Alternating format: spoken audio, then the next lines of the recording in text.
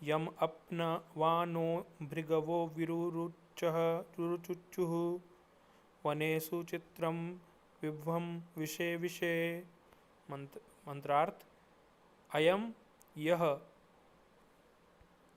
यह यहाँ धातृभिः धारणकर्ताओं द्वारा प्रथम धाई धारण किया जाता है। होता आह्वान दान करने वाला। यजिष्ठो अतिशय दान संगति करने वाला। अध्वरेषु अहिंसकों में।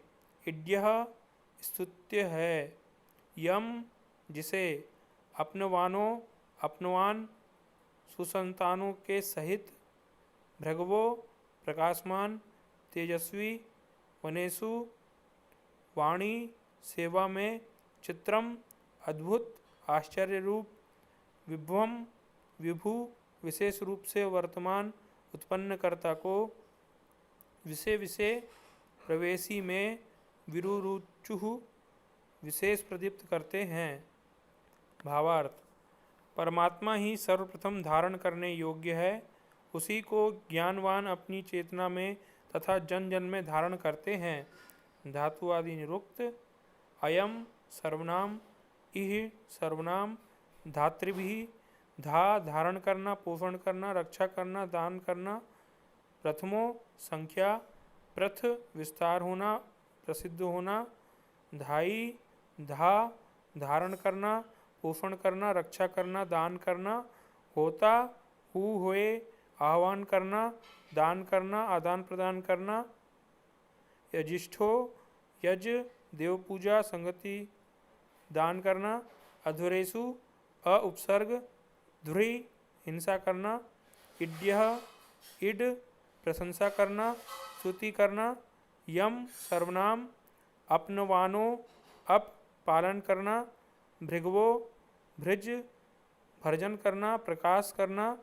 वनेषु वन शब्द करना, सेवा करना, सहायता करना, आपदग्रस्त होना, अलग करना, मिलाना, स्मरण करना, उत्पन्न होना, याचना करना।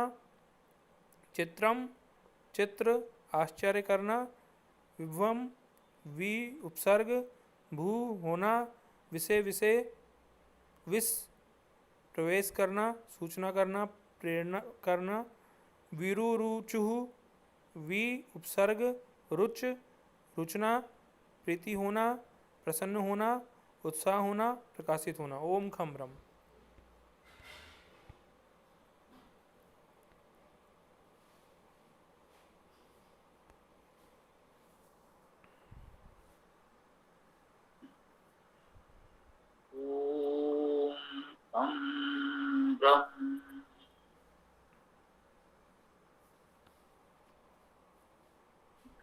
यजुर्वेद अध्याय 33 मंत्र 6।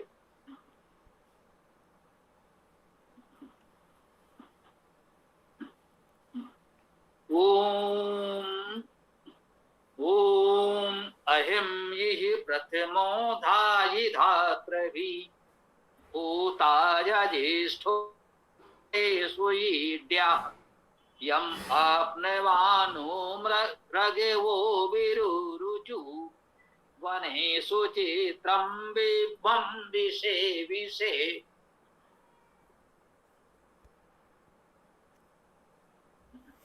अयम यह इह यहाँ, यह यहाँ प्रथमो प्रथम धाई धारण किया, क्रिया के रूप में भी मान सकते हैं।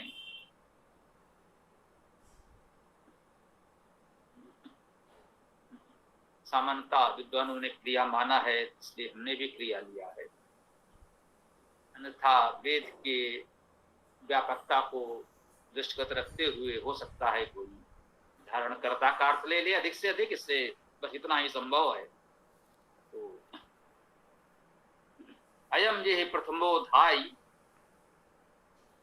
यह यहाँ प्रथम धारण किया, इसने यहाँ प्रथम धारण किया। यह और इसने कर्ता कारक में ये तो एक समान है, इसमें तो संभवतः किसी को भ्रम नहीं होना चाहिए। इसने यहाँ प्रथम धारण किया धातृ भी धारणकर्ताओं द्वारा, धा धारण करना, त्रि प्रत्यय है, धातु शब्द बनता है, उसमें विभक्तियां लगती हैं। जैसे माँ धातु है, उसमें भी त्रि प्रत्यय लगता है तो मात्र बनता है। माता जिसे हम कहते हैं कर्ता कारक एक वचन में, मात्र का माता, पितृ का पिता, भ्रातृ का भ्राता। उसी प्रकार से धात्र का कर्ता एक वचन में धाता हो जाता है। धाता शब्द वेद में आपको बहुधा मिलेगा।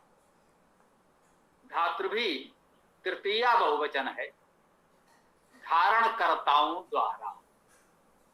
ये तृतीया बहुवचन में है, धारणकर्ताओं द्वारा। स्वाभाविक है, यह उपासकों के लिए है, समाज के शेष जनों के लिए है, देवजनों के लिए है। परमेश्वर के लिए तो नहीं होगा, क्योंकि वह एक है। उसके लिए होता तो एक वचन में होता। कहते हैं धारणकर्ताओं द्वारा धारण किया। हाँ, अयम एक वचन में है, यह परमेश्वर के लिए हो सकता है। इसने यहां प्रथम धारणकर्ताओं द्वारा धारण किया, यह अर्थ ठीक है। होता जो हवन करने वाला है, ये हु धातु है, त्रि प्रत्यय लगेगा तो होत्र बनता है। तृतीया बहुवचन का जैसे धातु भी यहां है तो होत्र भी होगा।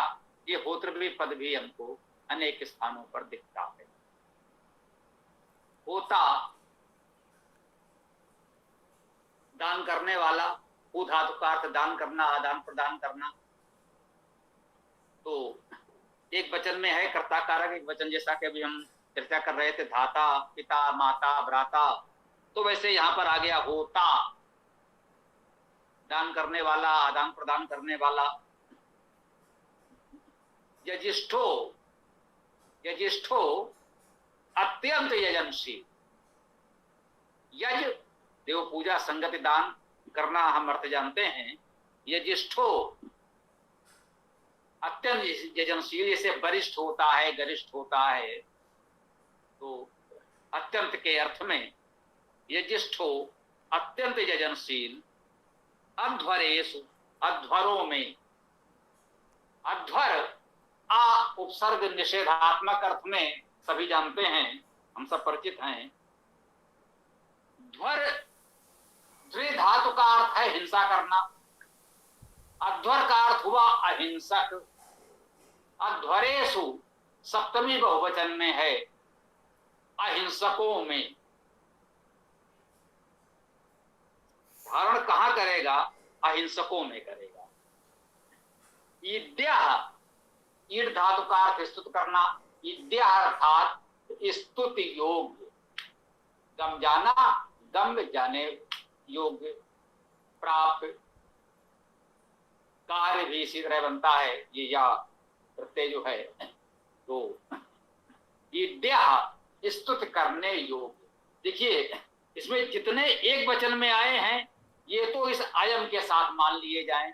जब हम अन्वय करेंगे, अर्थ करेंगे, तो अयम यह एक वचन में है। तो ये अयम जो कहा गया है, यह या इसने, वह क्या है? एक तो प्रथम भी एक वचन में है, इसे भी मान सकते हैं। सबसे पहले प्रथम होता दान करने वाला, यजिष्ठो अत्यंत यजनशील, अत्यंत यजन करने वाला, ईद्यः स्तुत करने योग्य। यह कैसा है? यह किसके लिए हम कह रहे हैं? यह से हमारा तात्पर्य है जो होता है दानशील है, यजिष्ठ है, अत्यंत यजनशील है, ईद्यः स्तुत करने योग्य है, वह है जिसके इतने गुण बताए गए। कहा गया अयम ही, यह यहाँ प्रथमोधायी, प्रथम सबसे पहले धारण करता है धाताओं के द्वारा, अध्वरेषु अहिंसको। तो अयम एक वचन, होता, यजिष्ठो, ईद्यः एक वचन, ये सब अयम के विशेषण कहे जा सकते हैं। अर्थात हम ये कह सकते हैं अयम यदि हमने परमेश्वर के लिए कहा है तो ये परमेश्वर के गुण बताए गए जो बिल्कुल उपयुक्त हैं। यह परमेश्वर जो दानशील है, अत्यंत यजिष्ठ है, स्तुति करने योग्य है, अध्वरों में, अहिंसकों में, धात्र भी धारण करने वालों द्वारा धारण करने वालों के साथ ढाई प्रथमोध्याय प्रथम धारण करता है। वह परमेश्वर सर्वप्रथम सबको धारण करता है। सबसे पहले तो वही है, जो भी सृजन होगा, सृष्टि होगी, उत्पन्न होगा, उसको धारण तो उसे ही करना है। परंतु ऋत की व्यवस्था बना दी गई है, इसकी भी चर्चा हम लोग कर चुके हैं, पढ़ चुके हैं, समझ चुके हैं कि ऋत प्रकृति के संचालन के मूल लिंगों को कहते हैं। एक व्यवस्था बना दी गई है, उस व्यवस्था कहते हैं धात्र भी धारणकर्ताओं द्वारा धारण करता है। जब सृष्टि क्रमशः विकसित होती चली गई, इस समय वर्तमान में इतनी विराट जटिल सृष्टि प्रकट है, तो सृष्टि के क्रम में प्रत्येक स्तर पर सबको एक दायित्व मिला हुआ है, प्रकृति में भी। तो धारणकर्ताओं द्वारा धारण करता है, अध्वर्येष अहिंसकों में धारण करता है। वह स्तुति यजिष्ठ होता धारण करता है। अब एक वचन में होने के कारण हम इसे परमेश्वर का भाव भी ग्रहण कर सकते हैं, और समाज के चाहे तो हम सर्वश्रेष्ठ देव कह सकते हैं, जो देवतम है। देव तो समाज में बहुत से होंगे, बहुत से अच्छे लोग, विद्वान होंगे, उत्तम गुणकर्म स्वभाव के दिव्य गुणों से युक्त विद्वान जो हैं वे देव कहे जा सकते हैं। और उनमें जो अन्यतम है, श्रेष्ठतम है, हो सकता है हम मान सकते हैं कि उस एक को कहा गया हो अयम यह है। और धात्र भी धारणकर्ताओं द्वारा अन्य जो इस योग्य हैं, सुयोग्य हैं, विद्वान हैं, दिव्यजन हैं, उन धारणकर्ताओं के द्वारा इस समाज की व्यवस्था को धारण करता है।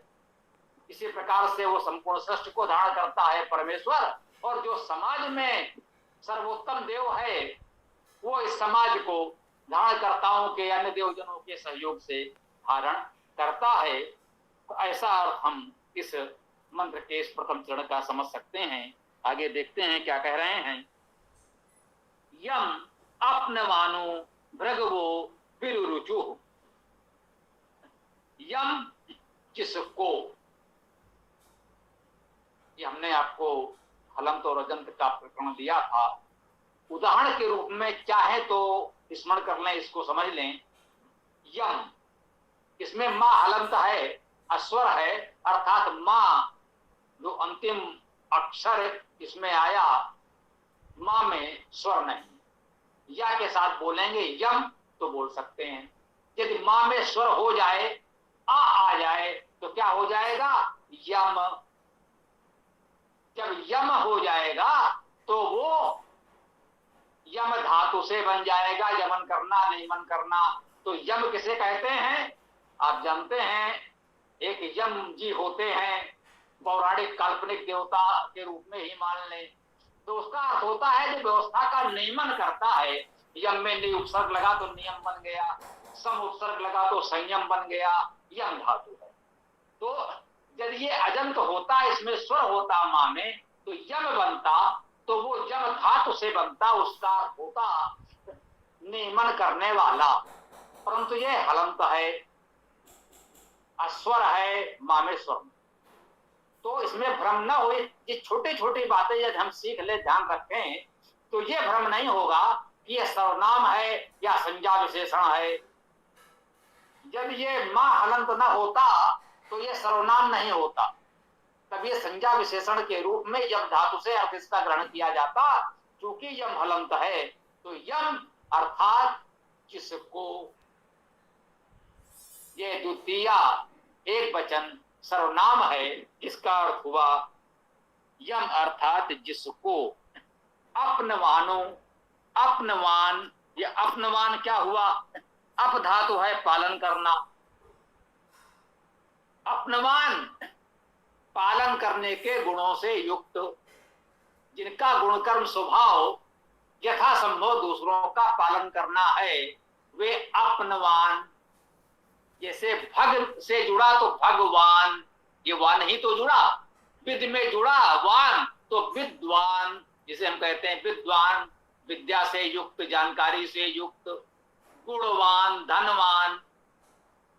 तो यहां कहा उन्होंने अपनवान, अप धातु का अर्थ हुआ पालन करना, तो अपनवान का अर्थ हुआ पालन करने से युक्त, पालन करने की भावना, गुणकर्म स्वभाव से युक्त जो है उसे कहा गया अपनवान। तो जिसको अपनवान भृगवो, भृगु, हाँ इसमें ये ध्यान दे दें, अपनवान इसमें ना हलंत तो होगा, जैसे विद्वान, गुणवान, धनवान, इन सब में ना हलंत है। वाला के अर्थ में ये प्रत्यय जो लगता है वो ना हलंत होगा। अब इसमें अपनवान में भी ना हलंत ही होगा। अब बहुवचन, कर्ता बहुवचन में आया तो अपनवान बना, विसर्ग का ओ हो गया संधि के नियम से, तो अपनवान का बहुवचन बन गया, अर्थात पालन करने के गुणों से युक्त बहुत से लोग।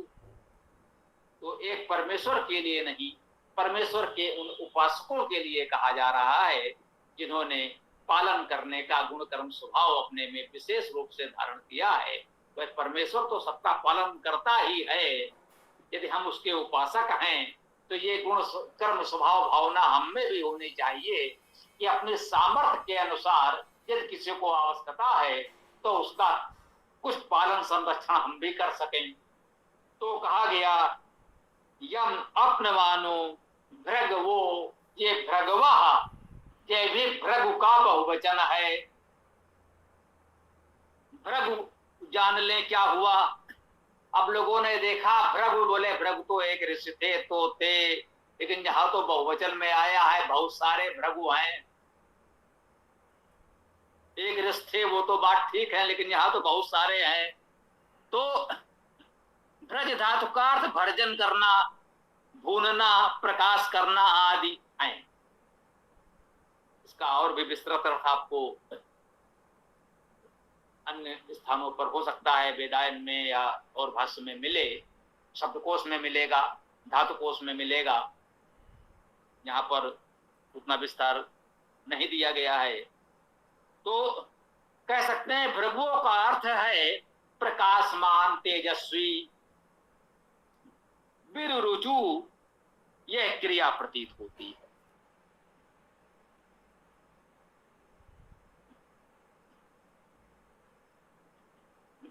रुच धातु है, रुचना, प्रीत होना, प्रसन्न होना, उत्साह होना, प्रकाशित होना। रुच, रुचि, रुचना लोक में बहुप्रचलित शब्द हैं, तो रुच धातु तो समझ में आता है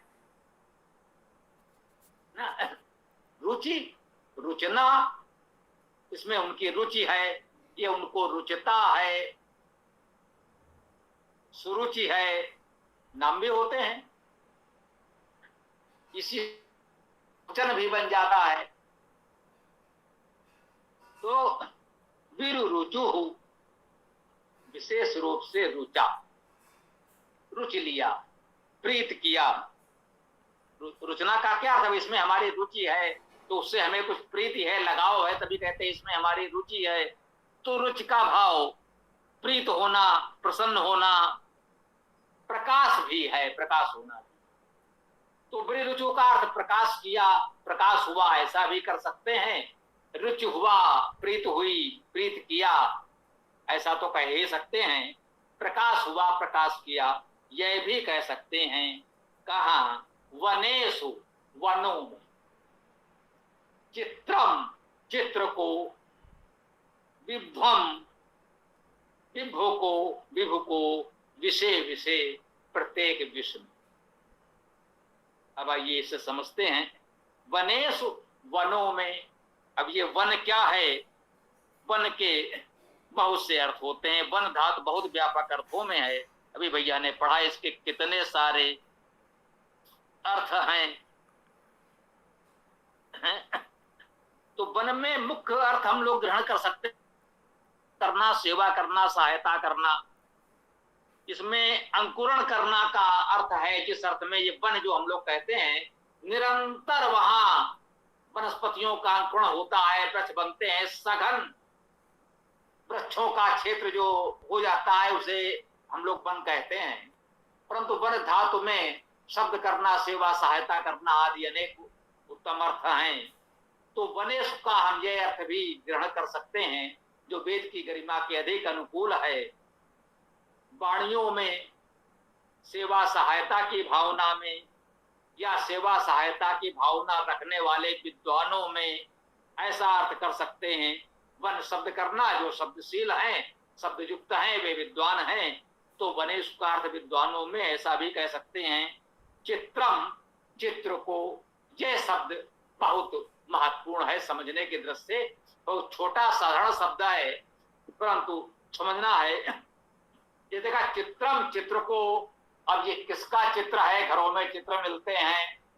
नहीं, यहां पर चित्र है, यानी भी आपको तो चित्र मूर्ति मानते नहीं, इसलिए इसका कुछ घुमा फिरा कर अलग अर्थ करना चाहते हैं। भाई चित्र का अर्थ तो चित्र बिल्कुल स्पष्ट है, लेकिन वेद की जो भावना है उसे आप कहां ले जाएंगे? धातु अर्थ आपको ढूंढकर लाना पड़ेगा। तो चित्र धातु का अर्थ ही है कुछ अद्भुत आश्चर्यजनक होना। नहीं भाई, ये बात तो समझ में नहीं आई, चित्र घरों में होते हैं ये तो समझ में आता है। चलिए हम इसको लोक व्यवहार से समझने का प्रयास करें। इसमें एक उपसर्ग छोटा सा लगा, वी, तो क्या हो गया? विचित्र। कहते हैं भाई ये तो बहुत विचित्र है, अर्थात सामान्य से हटकर कुछ अद्भुत है, अलग है, आश्चर्यजनक है, तो ये कहते हैं विचित्र है।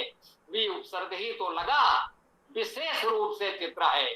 चित्र का अर्थ ही है अद्भुत आश्चर्यजनक, उसमें भी उपसर्ग और लग गया तो विशेष रूप से अद्भुत आश्चर्यजनक हो गया, उसे हम विचित्र कहते हैं। और जैसा कि हम लोग जानते हैं, इतने समय से हम लोग वेद का स्वाध्याय कर रहे हैं कि वेद में उपसर्ग सामान्यता नहीं भी लगते।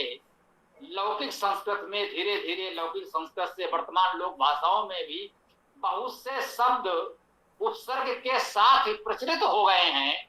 यदि उपसर्ग को अलग कर दें तो वो शब्द अटपटा लगने लगता है, अपरिचित लगता है, और यदि वही उपसर्ग के साथ बोल दिया जाए तो हमारा परिचित हो जाता है।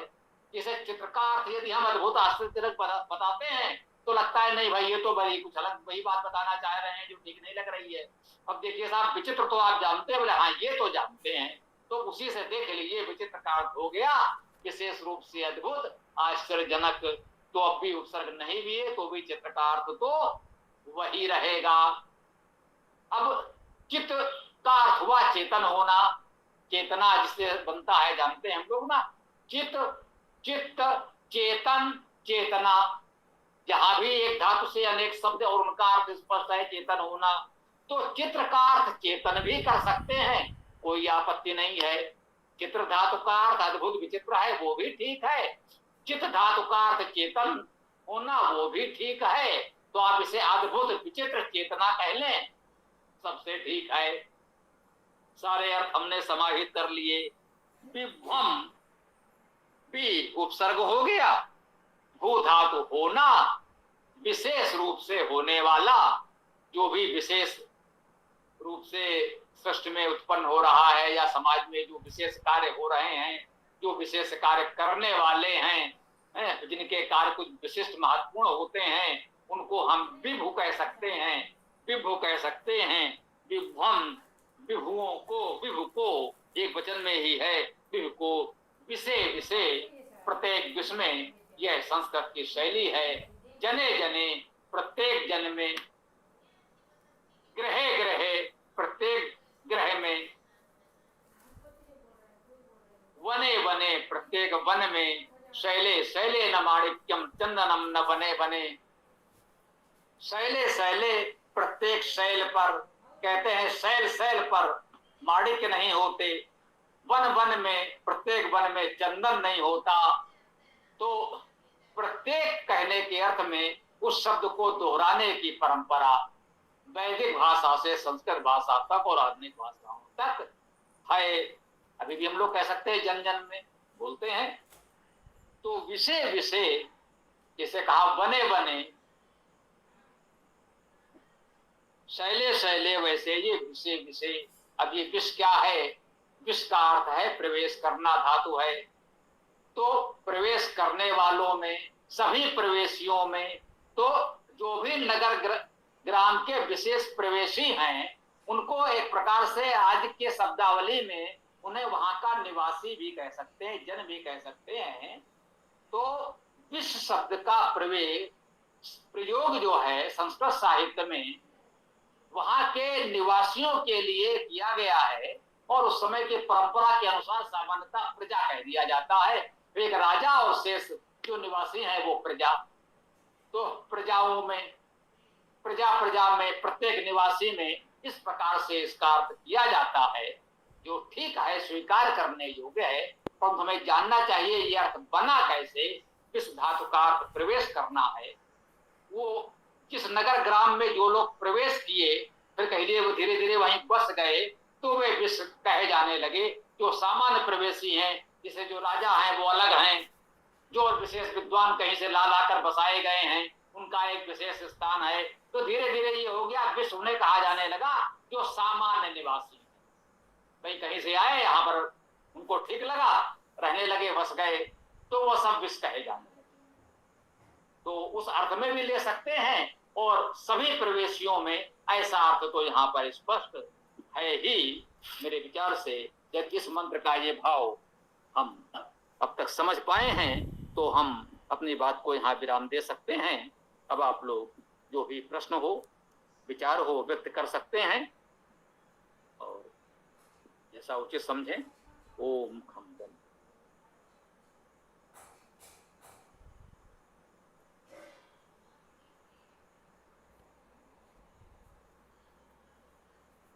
हाँ, पुलकित पाठ करना चाहो तो कर सकते हो। बहुधा हम देख रहे हैं प्रश्न करने में लोगों को थोड़ा समय लगता है सोचने में, तो पाठ प्रारंभ कर दिया करो, फिर प्रश्न लोग करते रहेंगे। ये भी कर सकते हैं, क्रम बना लो। जी गुरु जी।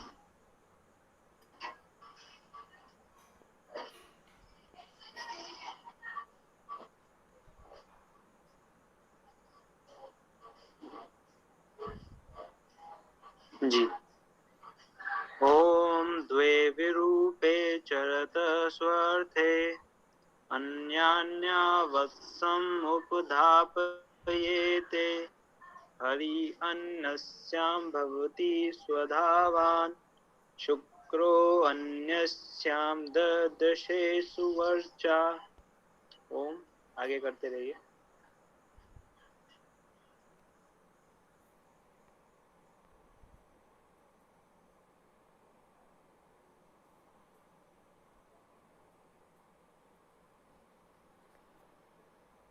ओम अयम इह प्रथमो धायी धातृभिः होता यजिष्ठो अध्वरेषु इड्यः यम अपनवानो भृगवो विरुरुचुः वनेषु चित्रं विभवं विषे विषे।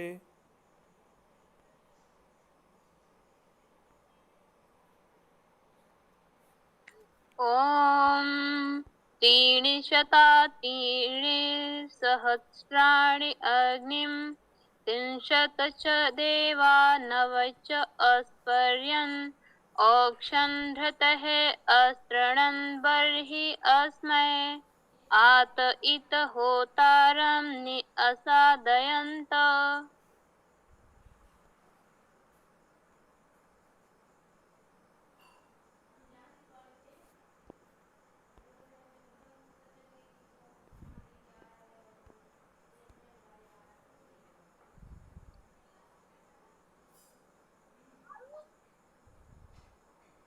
ॐ मूर्धानं दिवो अरतिं पृथिव्या वैश्वानरं ऋते आजातम् अग्निं कविं साम्राज्यम् अतिथिं जनानाम् आसन् आपात्रं जनयन्त देवः। ओम खम्रम।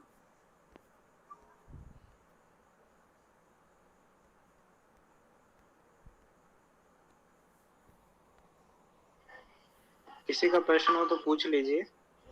अन्यथा फिर समापन करेंगे।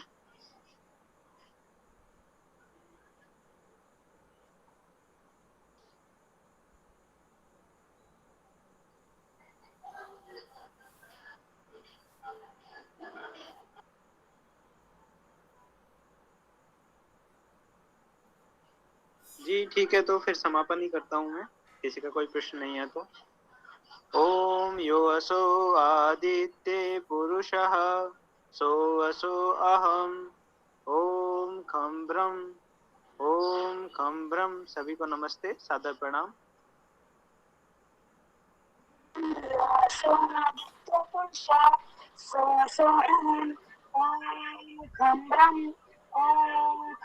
सभी साथियों को सादर नमस्ते। ओम यो असो आदित्य पुरुषः सो असो अहम ओम खम ब्रह्म। नमस्ते सभी साथियों को। ओम यो असो आदित्य पुरुषः सो असो अहम ओम खम ब्रह्म सबको सादर नमस्ते। ओम यो असो आदित्य पुरुषः सो असो अहम ओम खम ब्रह्म सभी को सादर नमस्ते।